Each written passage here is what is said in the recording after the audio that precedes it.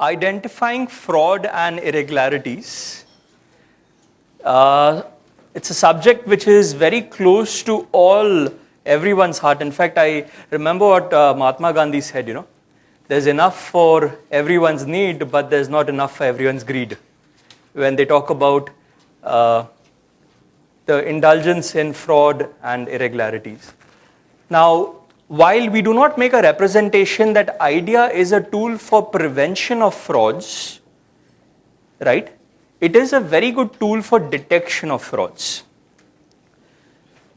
Now, in fact, there's a huge raging debate in IIM Bangalore, which I read in a magazine recently, where a professor, actually two professors, maybe a Harvard professor and an IIM Bangalore professor, were literally debating it out whether technology and data analytics can prevent corruption. And one of them was for the subject and the other was against the subject, saying that technology can only control up to so much and not more than that. The presentation this afternoon, I have a few slides which I'm going to talk about to all of you all. And I'll present a few case studies to you within IDEA version 9 on how the software can be used to detect frauds and identify patterns and identify red flags. Now, plus we'll have time for question and answer at the end. Let's begin. I've put up a very important premise out here of internal audit as we know it today. Periodical, one-time and ad hoc review of controls is not effective, as controls can fail, deteriorate, or become irrelevant during the intermittent period, resulting into fraud, abuse, wastage, and non-compliance.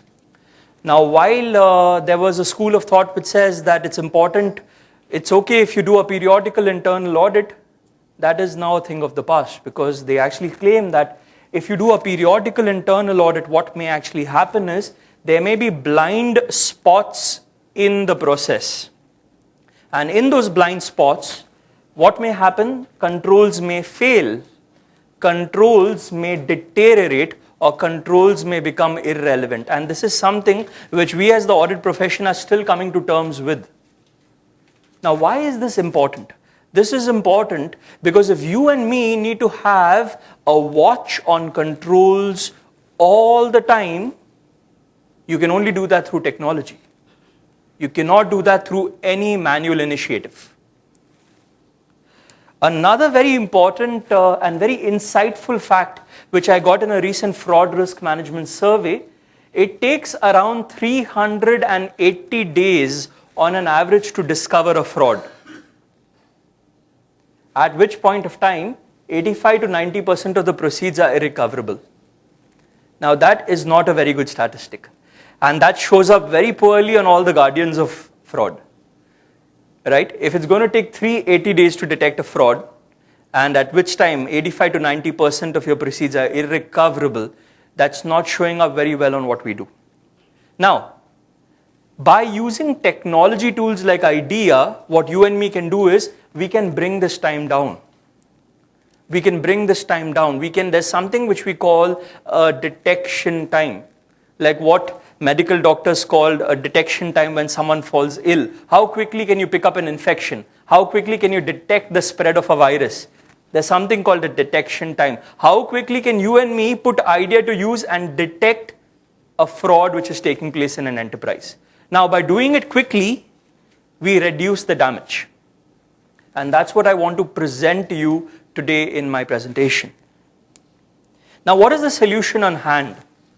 Data analytical tools like IDEA software make it convenient for non-programmers to establish patterns. I've highlighted certain words which are very important. Non-programmers to establish patterns and trends, discover anomalies and irregularities, gather insights and foresight on large and complex data files in a short span of time by maintaining the integrity of the data through evidential working paper trails. Now, I've used a number of words out here. The first word which all of us agree with is it allows you to work as a non-programmer. You do not need to get into any programming, coding or scripting. The second thing which we are all very familiar with, you can establish patterns, you can discover anomalies, and you can gather insights. I've also used a word there, foresight, which in a way underlines what Caseware is talking about this morning, that we are trying to bring in a predictive facility with an idea software. On large and complex data files, I'm going to be presenting to you a complex report file pertaining to corporate travel. And I'm going to show you how we can look for duplicates in that particular file this afternoon in short spans of time by maintaining the integrity of the underlying data. Friends, that is the biggest sell away. We cannot, in any situation, change the underlying data. The data is completely protected. Because what happens is, if you've been sitting in on any investigation, the first rebuttal which comes from the investigating, the person who's being investigated, is that you have changed my data. This is not the data I gave to you. You've introduced certain variations in the data, and now you are blaming me that I have committed a fraud. But that is not the case, because you cannot change the data with an idea. And finally, evidential working paper trails. The project overview which we saw this morning is evidence of the fact that you cannot make any changes to the data. Right? So finally, it's all bundled in this big paragraph out here. And all those words which I've highlighted are in a way benefits to us. They support us in carrying out an investigation. Right? So if anyone questions you on any specific points, you can cite any of these points here from the paragraph. Now, I'm going to be taking you through these screens with an idea in about 15-20 minutes, but I just wanted to flash on the screen certain functionalities which are available in IDEA, which we use regularly as fraud investigators. There's a feature called Benford's Law.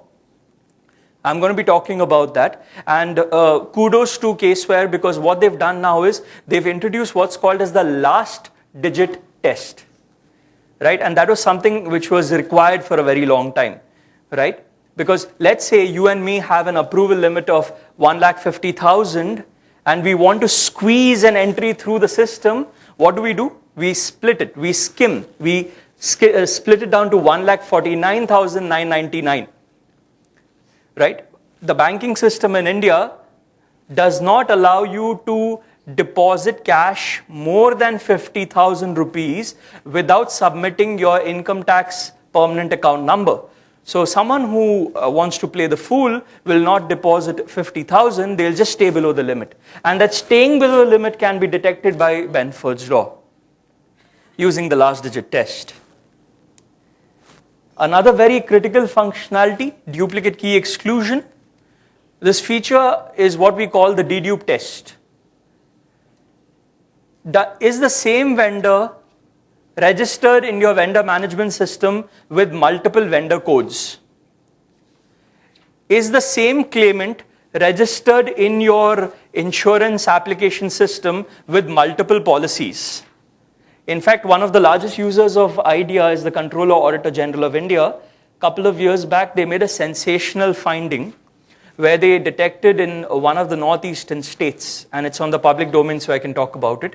They detected stolen vehicles from our state, that's Maharashtra, which were being smuggled to the northeastern states, re-registered with a different license plate number and being used there. Now the CNAG, they detected that by doing a duplicate on the vehicle engine number and the vehicle chassis number.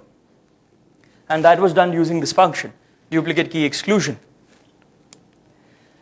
Another very important function, field manipulation. Many a times, to catch a manipulator, we need to manipulate the data.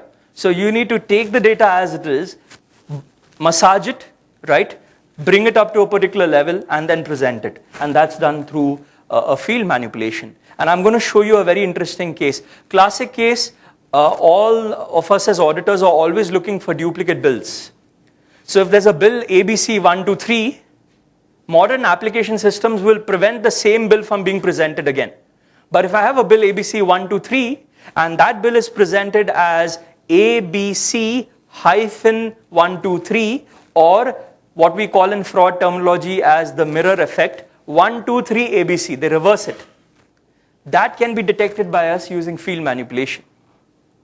I will be presenting that case to you this afternoon. Something which I covered in the morning, visual connector. It allows you to link multiple databases at the same time. A very interesting case which we had personally presided over while we used IDEA is a very large outsourcing company wanted to check whether the cab agency which is providing pickup and drop for their employees are overcharging the BPO. And what they did is they were able to link multiple files containing the employee master and the trip master. And they noticed that they were actually charging them for employees who had left the company. They were charging them for employees who were on leave. They were charging them for employees who do not work in that city. And that was detected through the visual connector. Stratification, something which we are all very familiar with. There's a word in fraud investigations called outliers. OUTLIERS, outliers. Outliers are the exceptions, the lower limit exception and the upper limit exception. So what a software like IDEA allows you to do is, it allows you to categorize the data, profile the data, and present the lower limit exception and the upper limit exception. For example, I could check from a banking point of view, in a cash transaction report, are there any cash deposits in a bank above 1 million? And that is an indicator of money laundering. That would come up in an upper limit exception that can be detected using stratification. Now, I will be showing you a few of those cases. I wanted to just quickly talk about the benefits of using IDEA from a fraud analytical point of view.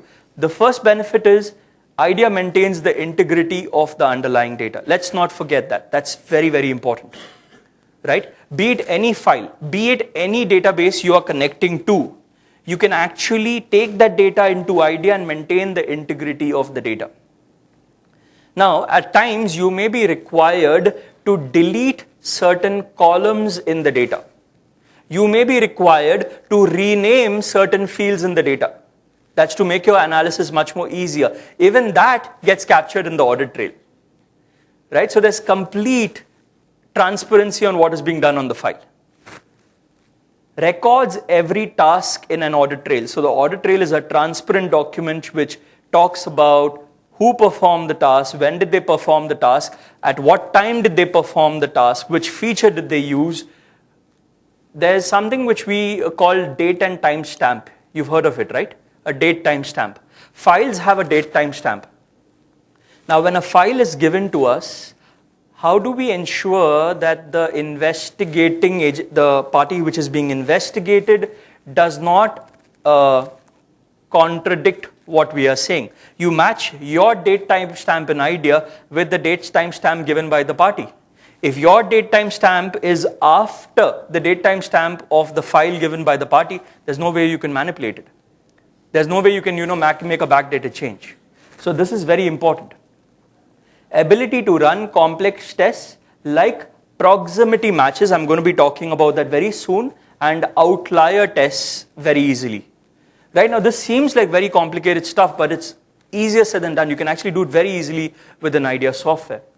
Robust search facilities across files and fields. I'm going to present a case study where we have a master file and we're looking for the word Osama. Right? And how you can do that in a jiffy. It doesn't take much time at all. Right? So not only can you look for a suspect word or a suspect phrase in a particular file or field, you can look for it across files and fields. In fact, I got to know through one of my colleagues who on LinkedIn, the United Nations uses IDEA. Now, when the United Nations, their internal audit department does a spending review, they check whether aid agencies are making any spends against prohibited campaigns. So they've got a list of 135 keywords which they keep hitting on every payment database to check if there's a hit. If there's a hit, they flag off that payment and they disallow that payment from a grant. And that's done through the search. Capability to drill down from group views. right? So you can actually drill down from the top to the bottom and you can identify what are those individual transactions which make up the problem area. Mining from complex files like PDF files, I will be covering that. That's many of you all met me in the break and said that we would like to see how you can actually mine data from a complex PDF or text file, and we'll be covering that. Now, what are the precautions we need to take while performing fraud analytics using IDEA? And this is something which I would like us to be very, very careful about. One is you have to create independent folders within IDEA. Do not dump all your data into one folder. It will be very difficult for you to review and monitor the work done. Create independent folders. Number 2, very important, establish control totals after import. Now, this is something which all of us take for granted. We assume that what we have in the source is what has come into IDEA, and that is not the case. Okay? Because if you are using IDEA to connect directly to a database, you are pulling in data directly from the database, there's no risk of contamination of the data in transit. But if you are relying on data given to you by a business user, and that data is a report, even if the report is in a PDF file, how can you and me guarantee the accuracy of that report? Because if that report has payments of 1 million, you're going to be importing a report of 1 million. You'll tally 1 million and 1 million and you'll say, yay, let's begin the analysis. But you got to be careful. Because how do you know that 1 million is 1 million or 20 million or half a million? You don't know that. So what we normally suggest is this 1 million you have here, do not reconcile it back to the PDF file. Reconcile it back to this total in the source. You go across to the business user, tell him, okay, you've given me a PDF file, show me this total in your application system. And until you are shown that total, do not begin the analysis. And don't just look at the total and say, oh, I'm happy, I'm going to begin my analysis. Make sure you take a print screen of that total, print it out and file it with your working paper so that it is not, rebutted at any time during the investigation. And believe me, this is very critical. Because it happens in every investigation, what we call as a hostile turnaround, where they just get up and say, oh, this is not the data we gave you. Print and file the history. Now, what does the history comprise of? The audit trail, the indent, the project overview, the working papers. Print and file everything. You need to be very, very clear with what you have. Okay? The indent which I've used there is not the indent in the procurement function indent. It's what we call as a data indent, which you as an IDEA user raise on the business user to solicit data, to get data. And there's a format for that, which is also available on the IDEA Google group. You can download it from there. For complex tasks, cross-confirm the results using alternate features like top records extraction and stratification. Now, what you need to do is, you may be performing a very, very complex fraud investigation step. 2 suggestions. Do not use one function to get the result. Use one function, get the result. Use an alternate function and try to get the same result. Number 2, make sure that if it's done by one individual, there's another individual who's verifying what's done. Do not, do it on your own and get the results and say, okay, I'm done. I've, caught the cheat. Don't do that. Have a maker-checker thing working at all times. And where possible, now this is very important, where possible, work with an ODBC. That is a direct DBase connect and not reports. Now, the reason we are saying this is on any given day, you're working with much more accurate data when you get data directly from the source than data from a report. All right? So, wherever possible, if your mandate, if your charter, if whatever, you may be from a regulator where the regulator relies on a legislation which says you can actually seize the books of accounts if they do not give you a direct connect. Throw that at their face. Make sure you get a direct connect, right? Because that's something which will get you direct access and you're treading safe grounds out there. I'm going to take you through a few of these case studies over the next hour.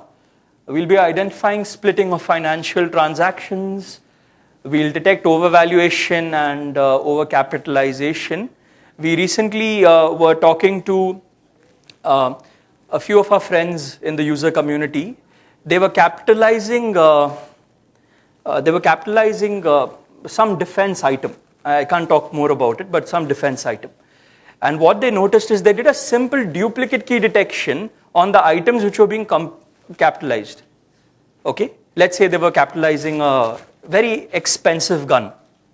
And what they noticed is there were items for the same amount, same nature, same service contractor, same vendor, repeating multiple times in the capitalization ledger. Right? And that was resulting into overcapitalization. They were jacking the price of the asset up. Check for duplicates or missing entries, something which we all do in our regular audits. Profile and categorize to arrive at outliers. Very important. Filter skimming below approval limits. We look at Benford's law for that.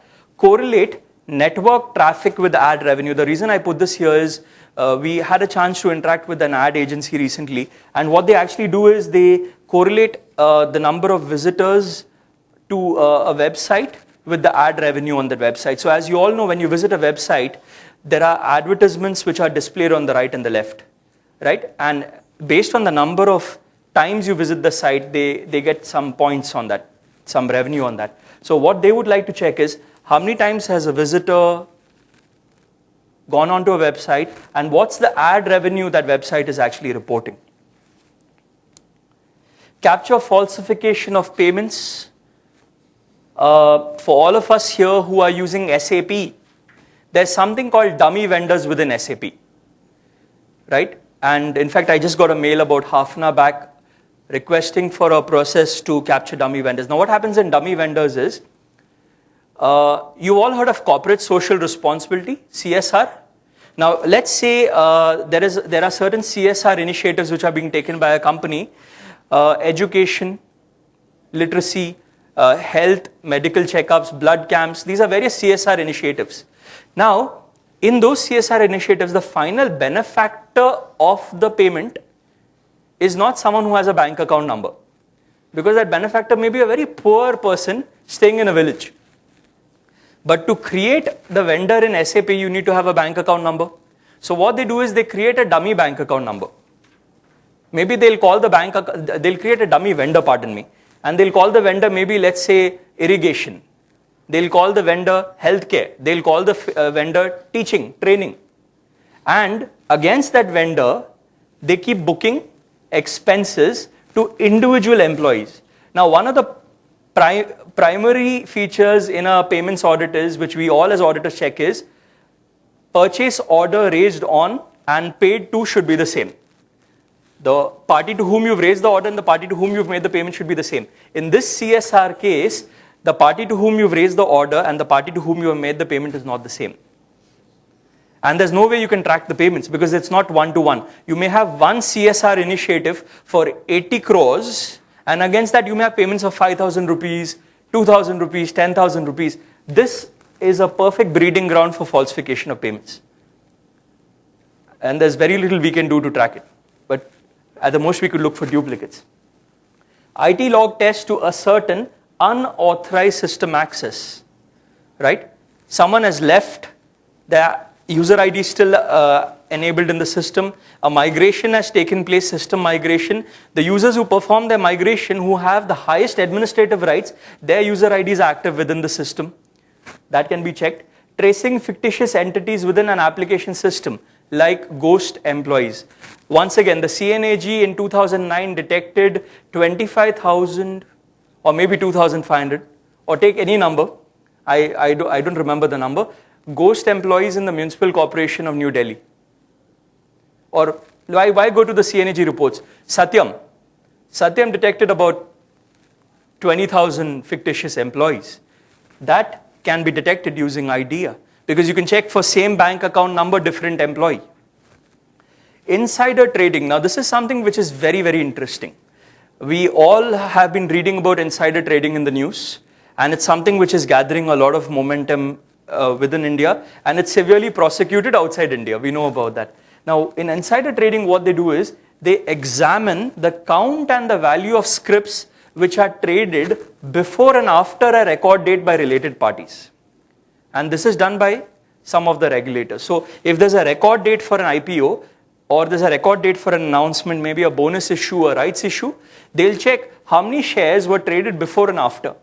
And were those traded by related parties of the board of directors or related parties of the owners. Now, more or less towards the end of the PPT, then we look at a few case studies. What should be the roadmap for fraud analytics using IDEA? Okay, and these are just some of my thoughts. You may differ. Some of my thoughts which I've put together based on my understanding of how it should be done. The first and the foremost, identify the high-risk fraud-prone process.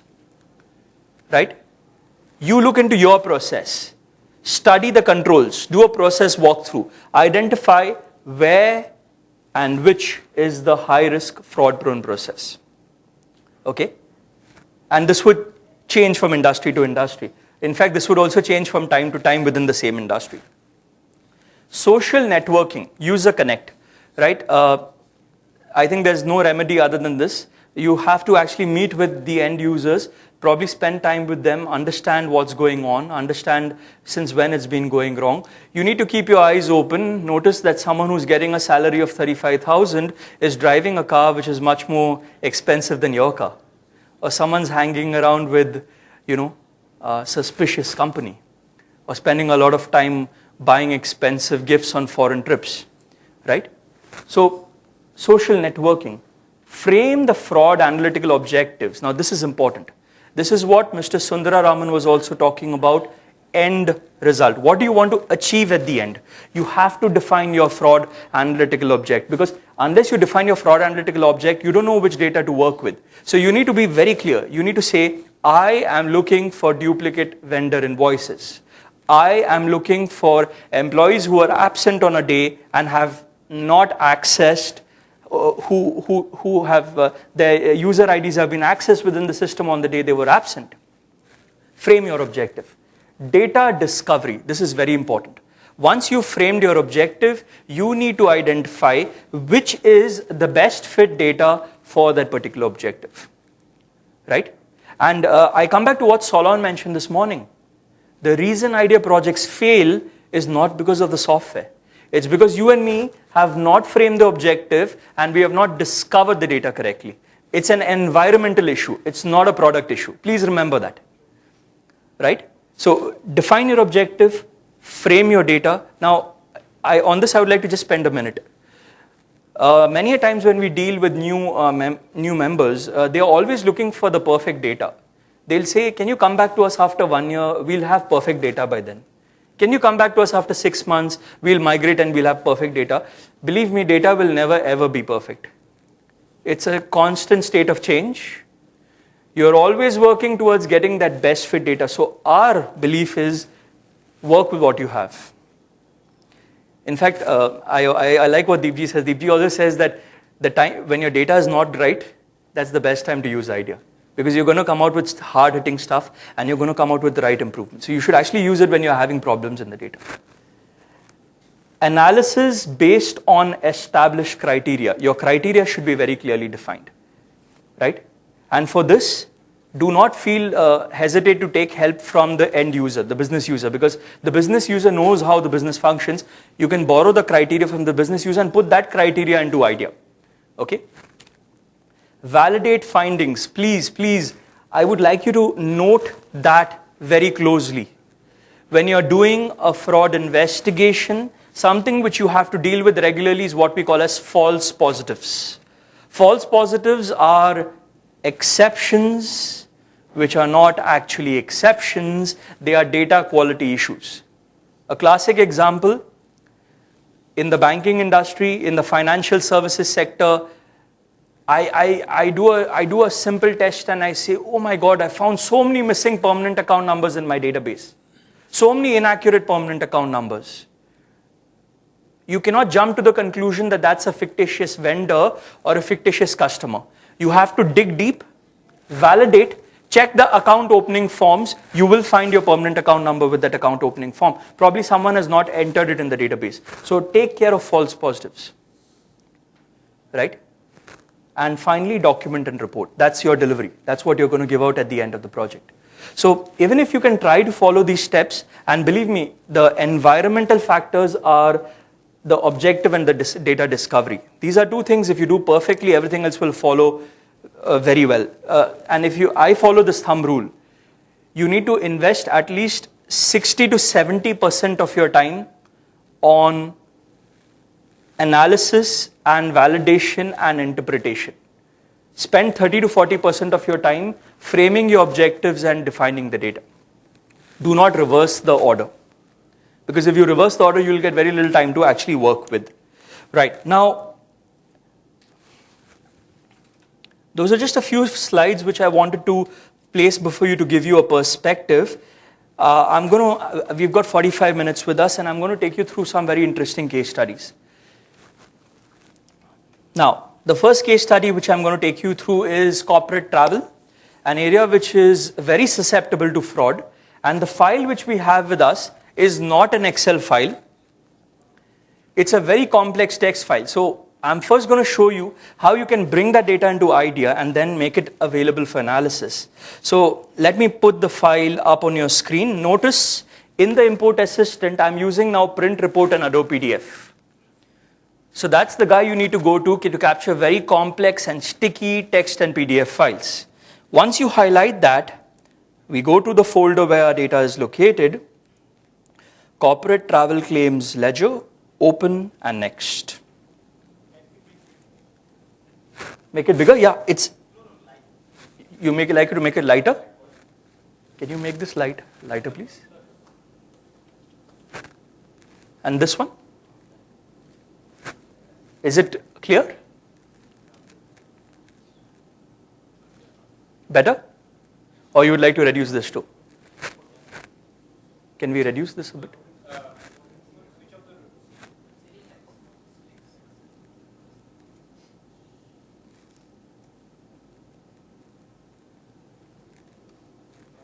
Better? All right. Now, if you look at this, this is a classic corporate travel ledger. Look at this. Okay, so you've got headers, you've got footers. You notice the headers repeating on every page. Now, this literally becomes a challenge for us as auditors to work with, because even if you try to open this in Microsoft Excel, there's very little you and me can do to clean it in Excel, right? So we follow a series of steps here to capture the data of our choice.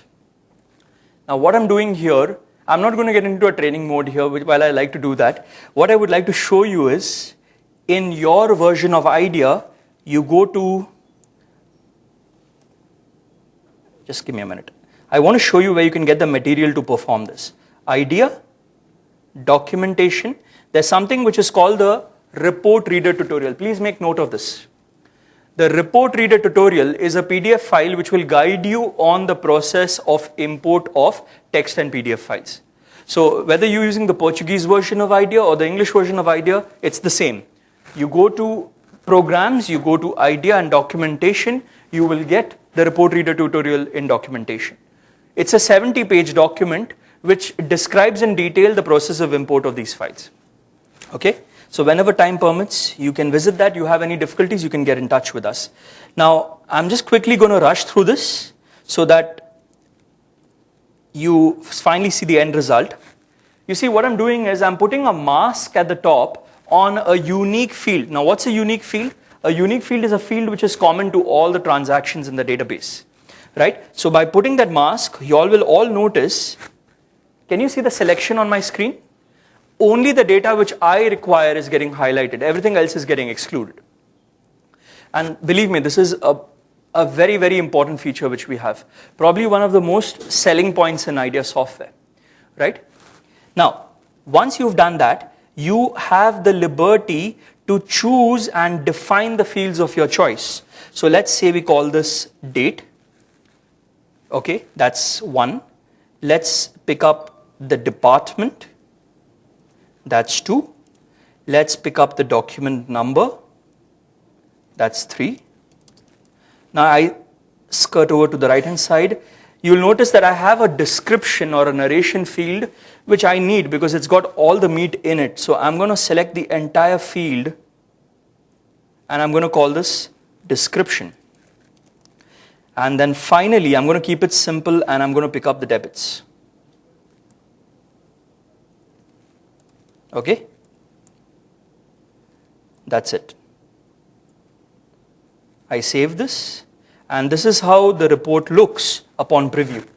So when you bring it into Idea, this is how it will come in. And believe me, these are the easier files we are working with. You can work with files as complex as this. Look at this one. Right? So I just want you to get a sense of confidence that this feature and Idea can handle even tougher files. Look at this file out here.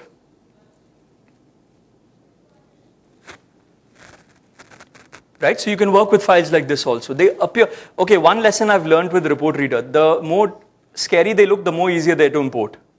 The more easier they look, the tougher they are to import.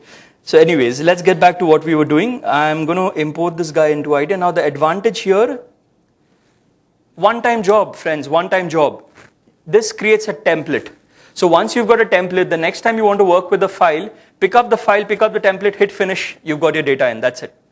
You don't have to do this again and again. So we save a template. Notice in the morning my macro went into the macros folder. Now it's going into the import definition folder. I save this and I click on finish, and that's my data.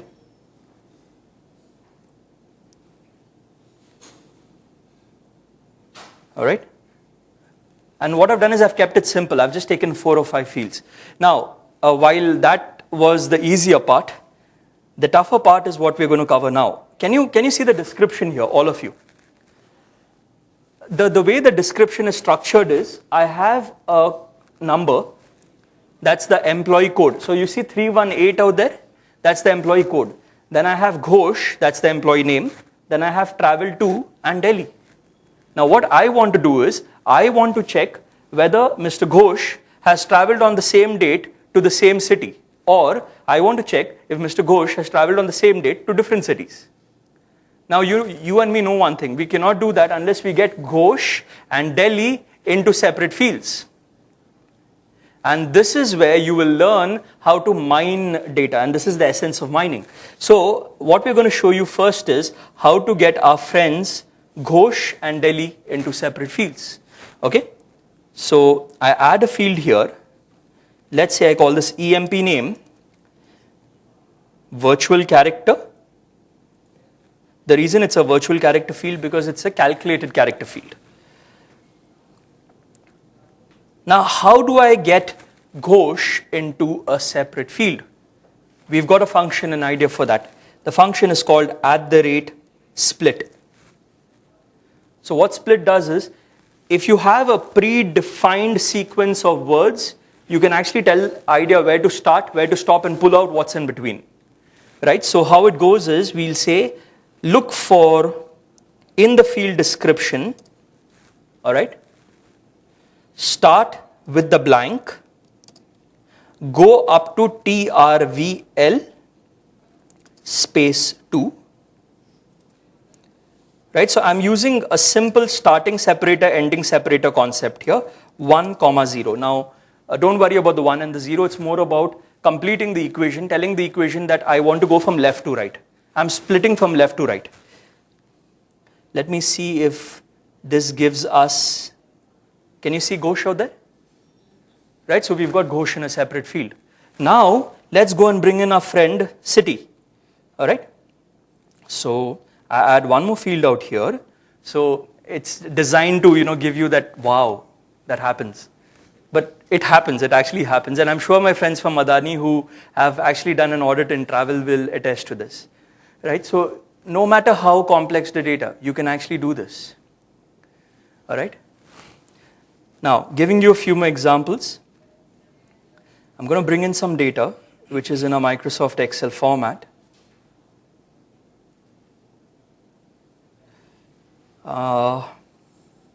Where's the data?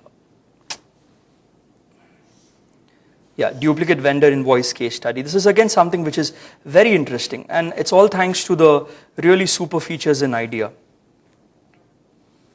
Okay, let's look at this. Okay, I've kept it very simple. This is a simple bill payment file. Okay, it's a simple bill payment file. Now I want all of you to focus on that field there called the vendor invoice. Now, when I book an invoice and I book it with the same invoice reference, majority of the ERPs and application systems available today will prevent it. I cannot book a bill with the same number again in the system. But where there is a will, there's a way, and where there's a way, there's a fraudster, right? So you may have someone who will play with the numbers. They do mirroring. Mirroring is ABC 1, 2, 3, 1, 2, 3, ABC. They do ABC 1, 2, 3, and they put a simple dash in between, and that really sends the best system out for a toss. Now, what I'm going to do is, I'm going to do a simple duplicate test on the vendor invoice. Okay?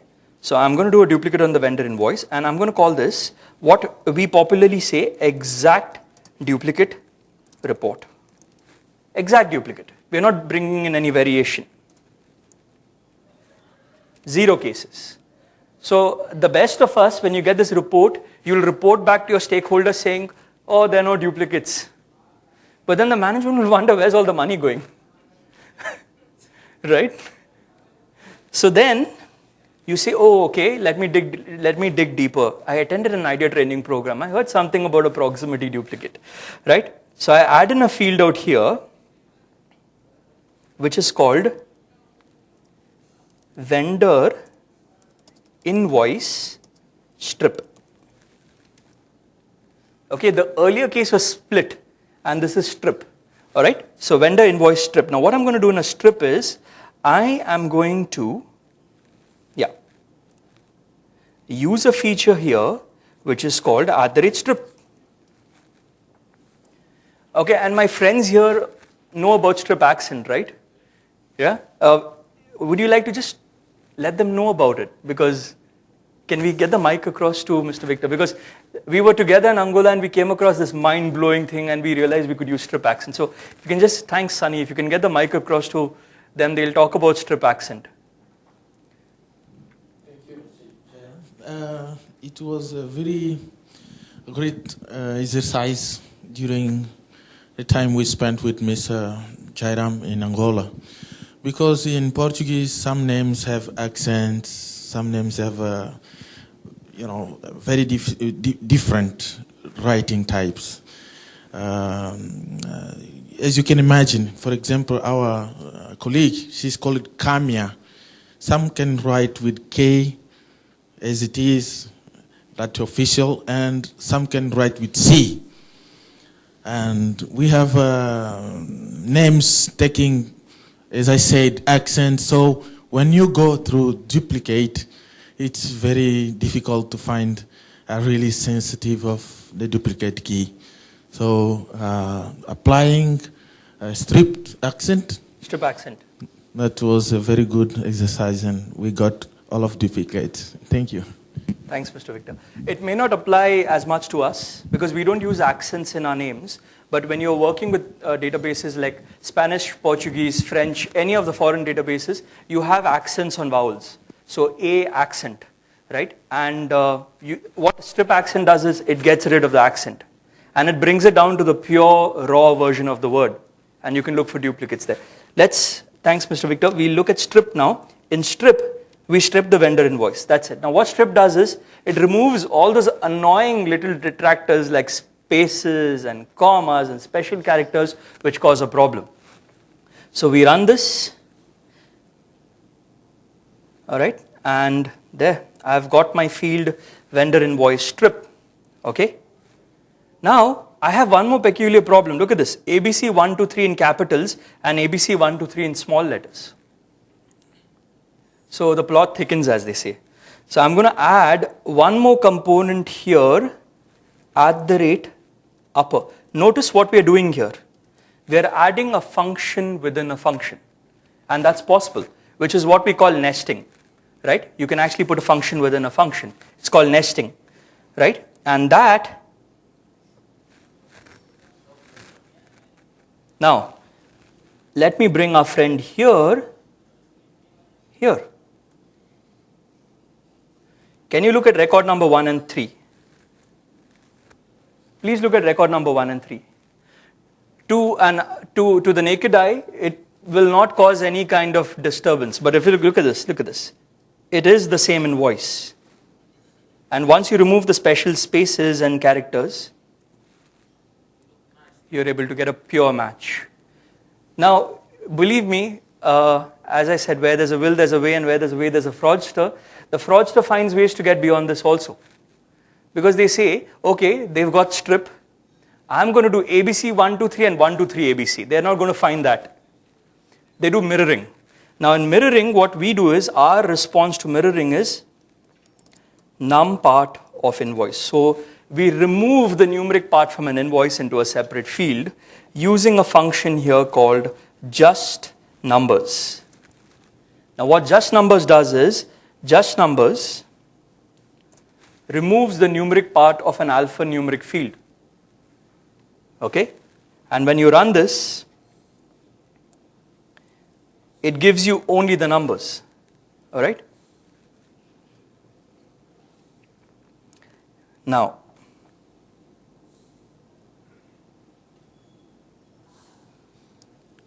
can you look at row number 4 and row number 6? Look at the vendor invoice number in row number 4. It's TYP008. And look at the same vendor invoice in row number 6. It's 008 TYP. Now the reason it's got captured as a duplicate is because I've got an 8 here and I've got an 8 here. It's pulled out the number from the alphanumeric string. So the reason we are actually presenting this is, you have ways through IDEA to find out how the business user has bypassed controls within the ERP using their ingenuity. You can be even much more smarter than them by capturing these instances. Right? And for all of us who audit master databases like vendor master files, customer master files, employee master files, I would like to check for the same address having multiple vendors, same address having multiple employees.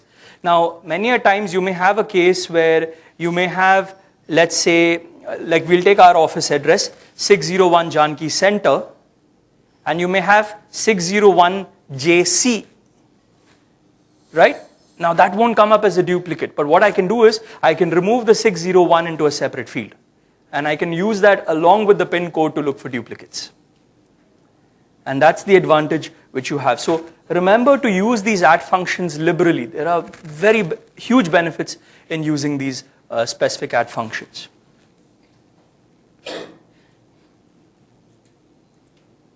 Just a few more cases. I just want to make sure I'm presenting the most interesting cases to you all.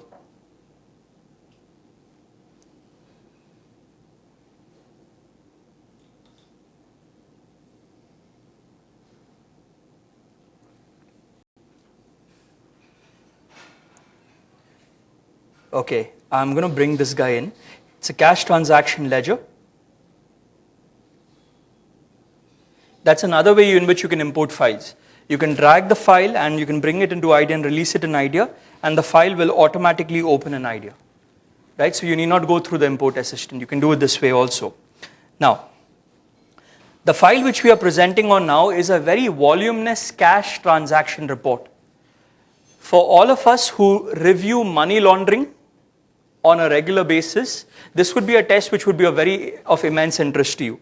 One of the indicators of money laundering which have been laid down by the Reserve Bank of India is where there's a cash deposit, a single cash deposit in excess of 1 million, or cumulative cash deposits in a month in excess of 1 million. Now we can get the single cash deposits in excess of 1 million. So let's do that. That's not going to take much time. So we just simply put in a condition here. All the transactions having CSD is cash deposit. And the reason I know that is because I've just studied the data before the presentation. So this gives me all the cash transactions. And then I simply put a condition here where the amount is greater than 1 million. That's, 1 million. Right? So you can build the condition very easily this way. Now, we run this. and it gives you a list of cases where individual cash deposits are greater than 1 million, which have to be reported to a regulator within India. Now, you can take this test forward. So I can actually click here and I can change the test. So I can say, I would now like to check for cash deposits above 50,000, all right, which do not have an income tax number, which do not have a PAN number. So it's given me a list of cases, 26,000 odd cases, and that's my PAN number. I put a filter on blank PANs. There.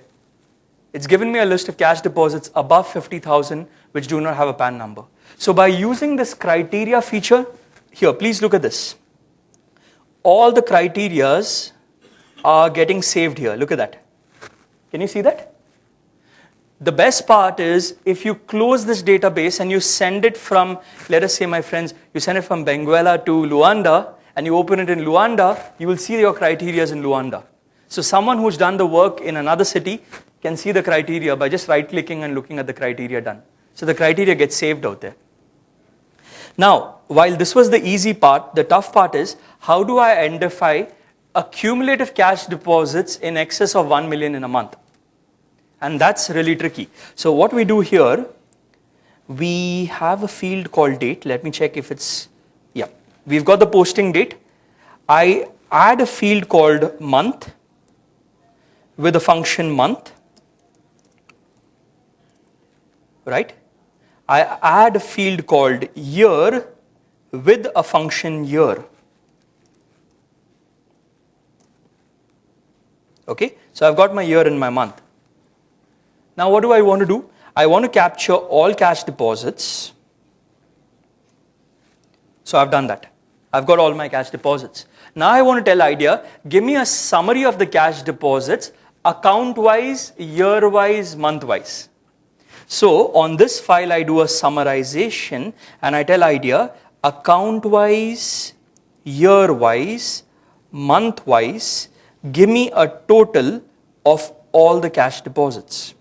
So this will give me account-wise cash deposit summary, right?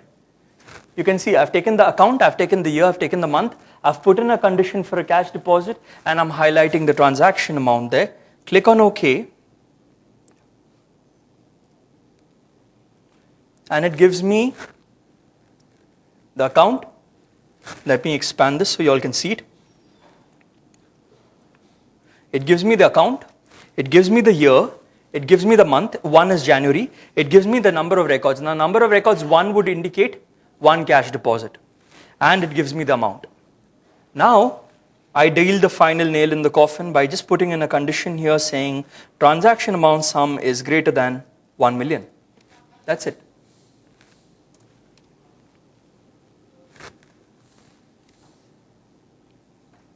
All right. Now, this is probably one of the most fascinating cases. Look at this. All right. Do you see this first case? Account number, whichever account number is here, 2009, month 1. There are only 2 cash deposits. Only 2. Let me click on 2 and show you those cash deposits. And this is what I meant by the drill down which is available here. Okay. That's the, look at the individual cash deposits. What are the amounts? 8 lakh, 50 and 5 lakhs. Now, it did not appear the last time because we said greater than 10 lakhs, right? Greater than 1 million. But because we took it together, it touched 1.3 million. And that's why our friend has come up here. So by accumulating the cash deposits, we can find out, see, we're playing a cat and mouse game here. All right? Someone's trying to get ahead of us and we're trying to catch them in whichever way possible. So by trying out these techniques, you can reduce the detection time. That's the point I'm trying to impress upon you. This, oh, you'll have to print this report with the details of the transactions. You'll have to, what you'll have to do, Rajesh ji, is you'll have to join this file back to the base file and print the base file. Because this, you don't have an option print with details. It will print it as it is. So you just join it back based on account, year and month and print the base file. So I would take this file, I'll go to analysis, I'll go to join, and I'll join this file with the account-wise cash deposit sum, and I'll match the three files based on account, year, and month.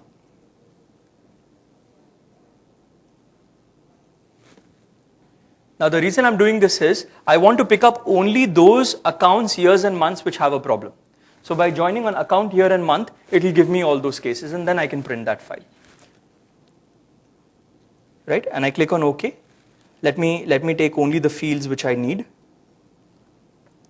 I'll take account, date, amount, transaction type,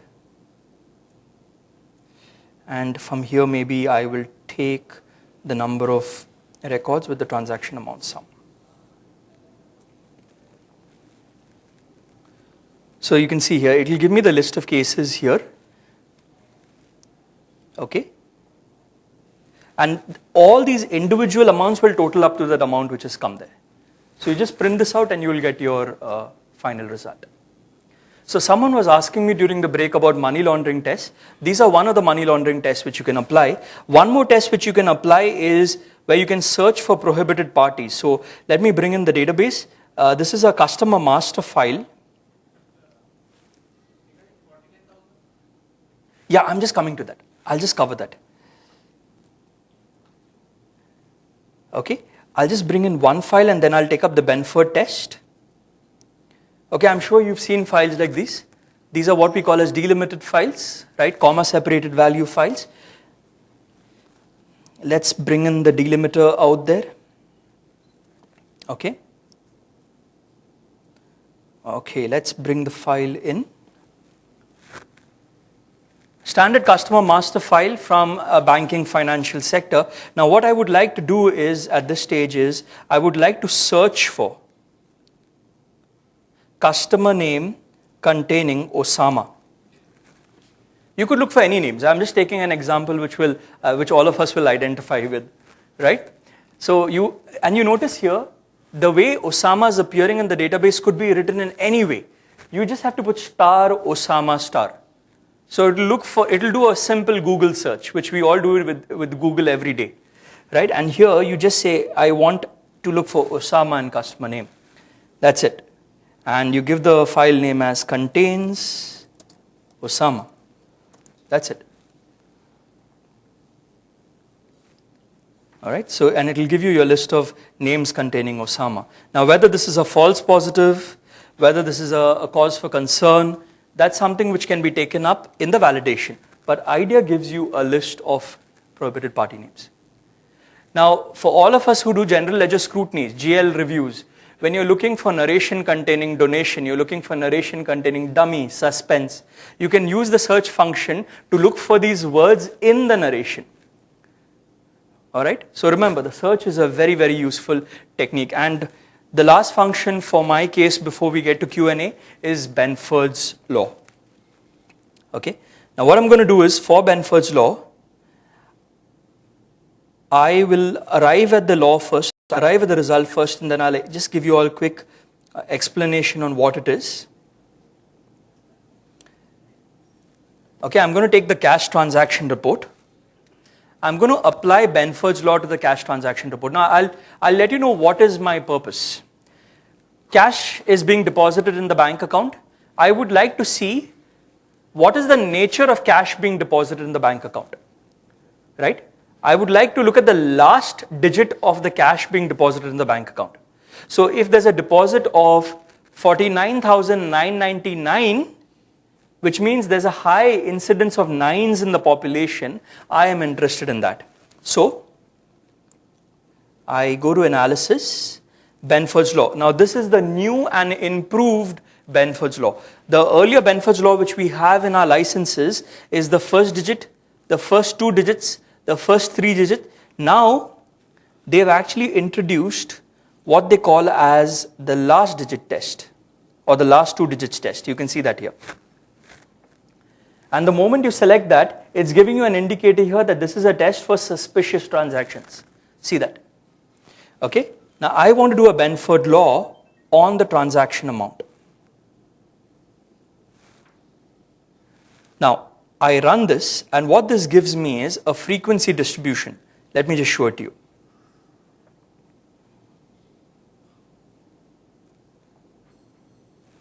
Maybe it's not coming up very clearly here.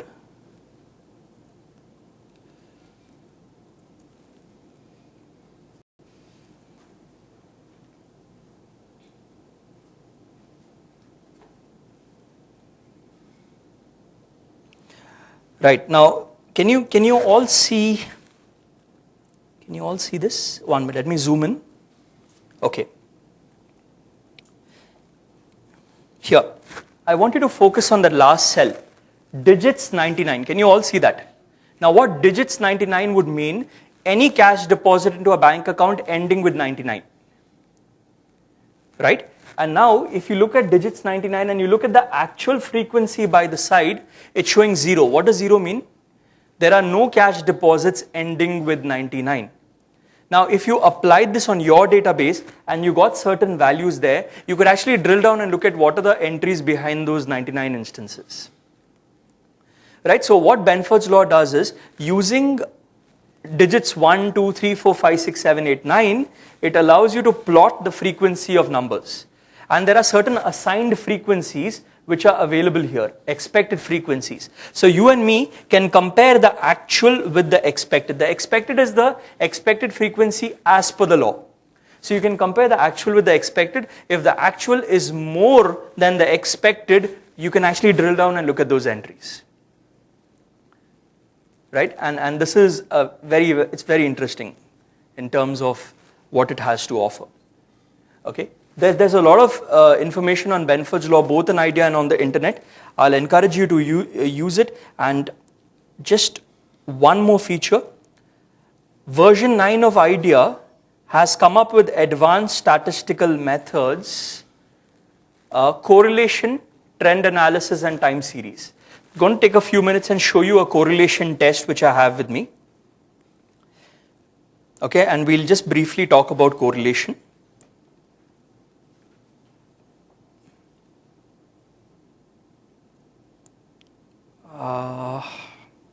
Yeah, correlation case study. It's a very simple file which I've put together. Let me explain the data to you once I get it in. Okay, now this particular test which I have created is based on an audit which we had actually done in the government sector. You'll notice that the first column here is the state. Now what I would like you to imagine at your end in this case study is, the state here could be a village, a city, a district, a town in your case. The next column is the month. The third column is the amount spent by the government in crores, right? That's in 100 millions. And the last column is the mortality in numbers. Now what are we trying to do? We are trying to correlate the amount which is being spent by a government or maybe even by a company to eradicate, let's say, infant mortality, or mortality of the newly, maybe a mother who has given birth to a child. So we've got the mortality in numbers and we've got the amount. Now why is this case important from a correlation point of view? You and me, using correlation, can correlate the number of deaths with the amount spent. Right? Now you can think of a number of examples, like all of us here from the logistics side could look at the number of containers which are moving into my container yard. What's the ground rent recovered? Okay. For our friends who are working with external affairs, the Ministry of External Affairs, passport control services, you could actually see how many passports are being issued versus the passport collection charges. So you could do a correlation between the two. Now, we're going to do a correlation between the two. So I go here to statistics, correlation. Now the fields to correlate are the amount spent and the mortality numbers. You can correlate two numeric fields, but you can also correlate a number and an amount. There's no problem. Select audit unit field. So here I'm going to select the state. So I've got a very simple example. There are 4 states, state A, B, C, D, with 12 months in each state. Now, the moment I run this, okay, it gives me a correlation score which varies from minus to plus. Now, if you look at the correlation score for the state B, it's minus 0.992. Now, what does this mean? This is, in a way, whenever you see minus 0.992, it means an increase in one variable with a decrease in another variable. When you see plus, yeah, inverse relationship. When you see plus 0.991, it means direct relationship. Let's look at the statistics for the state B. Okay, so I'm going to put a filter here on state B. Display all records containing state B.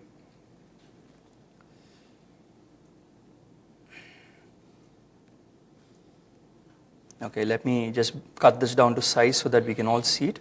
Custom 140. Okay, now look at this. This is the state B. What do you notice? The money which is being spent from month to month is on a rise. Look at that. Can you see that? It's on a rise. And what's happening to the mortality numbers? It's on a fall.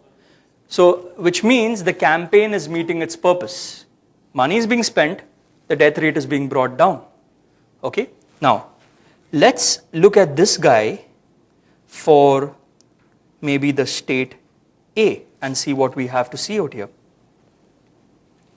Look at what's happening in state A. In state A, the money which is being spent is on a rise. Can you see that? It's on a rise. And what do you see in the mortality?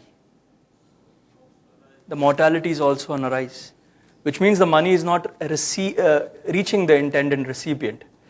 The reason I wanted to highlight this to you is, this technique is very useful in identifying which state you and me need to focus on in our next audit. It helps us define our high risk audit entities. So now I know state A, that's my area for concern. Now you can think of a number of examples where you can use it. You can reconcile services with revenue. You can, I love to go to McDonald's. I can reconcile the McDonald's sales in my suburb where I stay with the McDonald's sales in Bombay to see if McDonald's is, playing around with their revenue. So you can correlate any two fields. What's important is it will allow you to focus on what matters. And then you can take that up for further review. Great, so thank you. You've had enough of me for the day.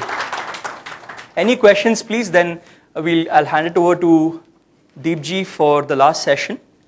And he's going to cover a very important area. Sunny, if I could just request you to get the mic over to our friend here.